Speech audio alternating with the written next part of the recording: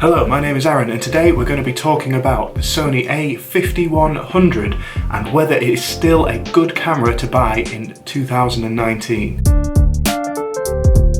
So the Sony A5100, for those who don't know, is kind of the entry-level mirrorless camera by Sony. It's good for video, good for stills, but it's a really good entry-level price point. Just as a little example of what this camera looks like, everything I'm filming now is on this camera, so you can see what the quality is like for vlog style content or general video, but it's also, I've used it a lot for stills, to be honest, and I think it's a really good all-rounder, especially if you're trying to get into whether it's stills photography or video. It works pretty well for both. Now, there's a few things that aren't that great about it, especially video quality only goes up to 1080p, so there's no 4K. So if you're really looking for very high quality videos on YouTube or wherever you want to post them, it's not all about YouTube, you might want to look somewhere else. There also isn't an external way of connecting a microphone natively, so you've just got to use the built-in one or use a separate audio device and sync up the audio afterwards.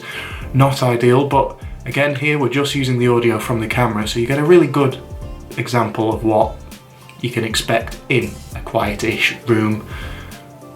There's not really any background noise, so hopefully this is a good, clear example of what it's like.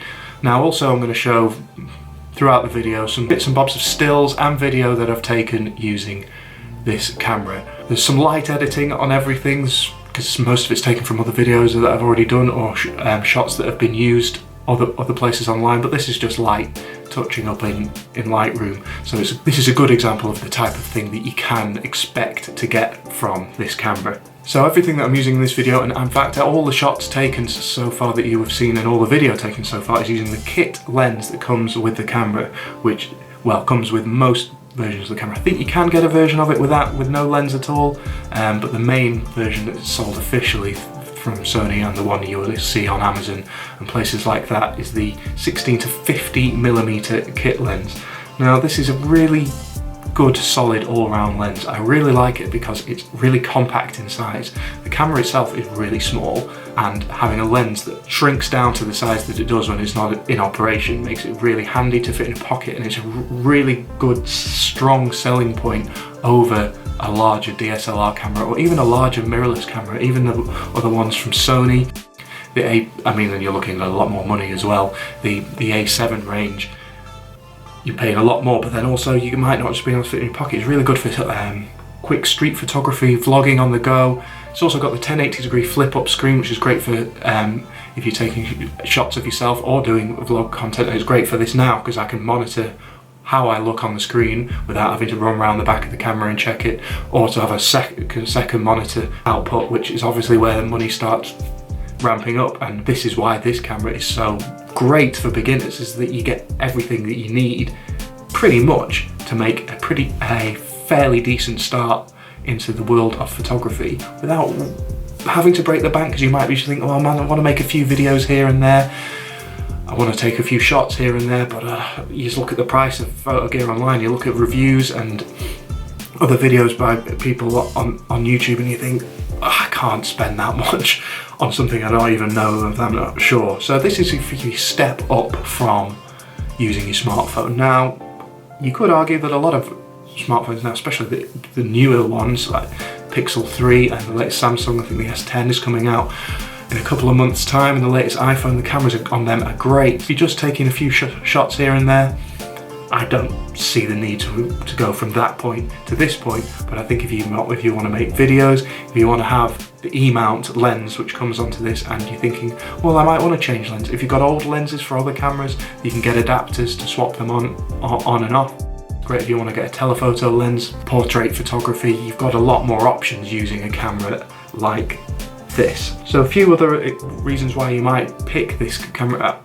I mean, this is a pretty standard feature on a lot of mirrorless DSLR cameras. It's got a threaded mount, but that just means you can put it on any kind of tripod or stand that you've got, and it's just the standard size, which is really great if you've got any gear already. But it's also great because there's a lot of gear out there you get either second hand or fairly cheap. So I've got this stood on a little stand on a little mini, I think the brand name is Joby or Joby, it can't be Joby, Joby tripod.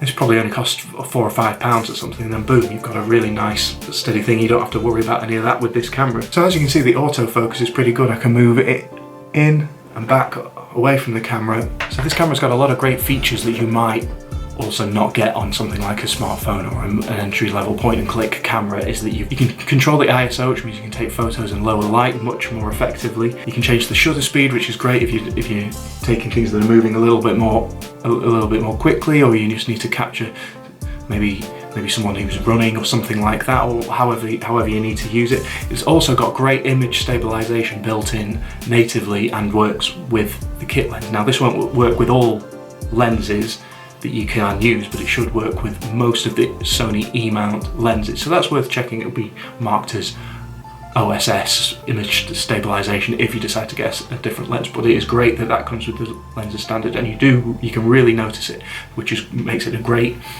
option whilst vlogging or videos and stuff like that.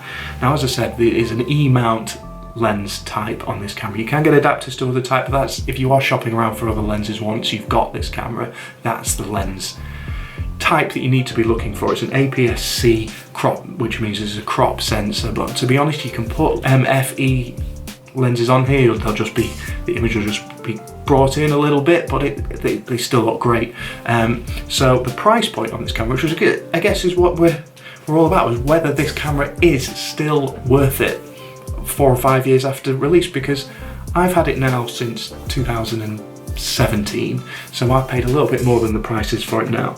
Now in the UK, where I'm based, it's about £350 that you'll be looking to spend on this, so it's not cheap.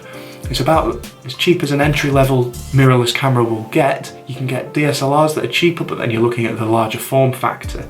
In the US, you're probably looking about $400, perhaps even $350, because the pound to dollar, especially on electronic items, isn't really in sync at the moment, so you'll be probably even cheaper if you're buying it in the US. I think overall, in 2019, start of this year, I'm still using this camera. It's a great form factor, it's lightweight, the image quality is really strong, as you can see from some of these examples. I'm not a top tier photographer, so you can probably get better shots out of it than I can, but at least you can see an example of the type of thing that you can expect. The power of the lens, it's a zoom lens, it's a 16 to 50 millimeter power zoom lens, which is really easy to use. It means you can get those shots a little bit further away. I mean, it's not a telephoto lens, but as an entry level quality mirrorless camera body with a great lens, you can start using straight away. There's no real learning curve with this camera. It's worth hunting around in the menus, seeing what you can find, seeing what settings you like, just learning. I think it's just a great beginner camera. It's like, this was the camera after loads of research that I went for. Now, the reason I'm making this video is that this camera is still there on the market at the lowest price point. There hasn't been a replacement Sony for the absolute entry level. I know there's a new Sony Alpha 6400 that's just come out, but that's a higher price point. That's maybe one you would even move to later.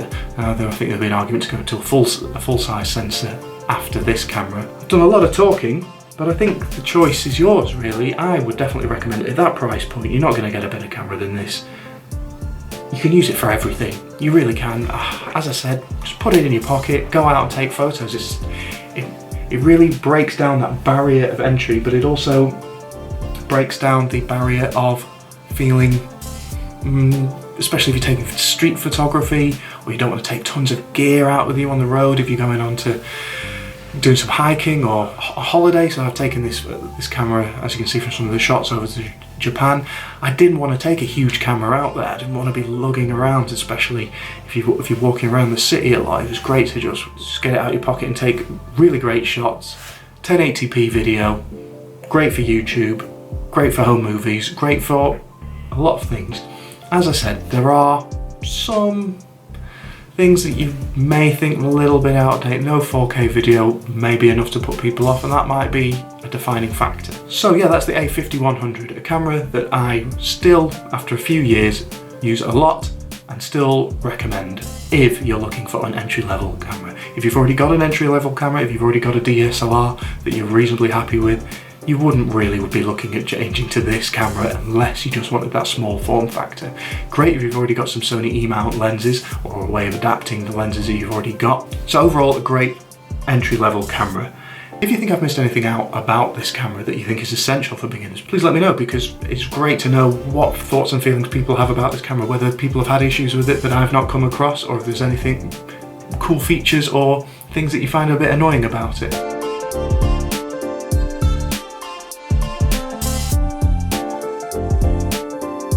If you've enjoyed the video, please consider dropping a like or even subscribing to the channel. I'm looking at making videos about entry-level camera gear for the time being, because that's the position I'm in, and I think I've found some gems and have some interesting thoughts to share about it. But for now, thanks for watching.